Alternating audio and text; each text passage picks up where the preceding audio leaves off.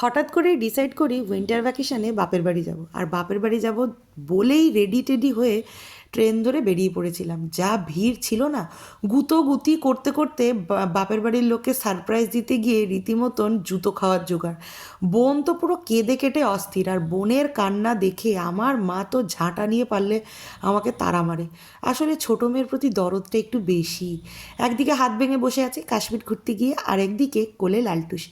1.5 বছর পরে এই ছোড়াটাকে দেখলাম। গত বছর পুজোতে দেখেছিলাম লাস্ট, আবার এই ডিসেম্বর মাসে। যাই হোক, মায়ের থেকে লাথি জুতো ঝাঁটা খাওয়ার পরে বোন 1 কাপ ব্ল্যাক কফি দিয়েছিল। ব্ল্যাক কফি খেয়েই মাকে নিয়ে চলে গেছিলাম ডাক্তারের চেক আপে। ওই যে হাতটা ভেঙেছিল সেইটার ব্যাপারেই আর কি। ডাক্তার দেখিয়ে সপরিবারে চলে গেছিলাম রেস্টুরেন্টে খেতে। ট্রিটটা অবশ্য মাই দিয়েছিল। বাবা, ঝাঁটার বাড়ি খাওয়ার পর যদি এরকম একটা ট্রিট পাওয়া যায় তাহলে আমি সব সময় মার কাছ থেকে ঝাঁটার বাড়ি খেতে রাজি আছি।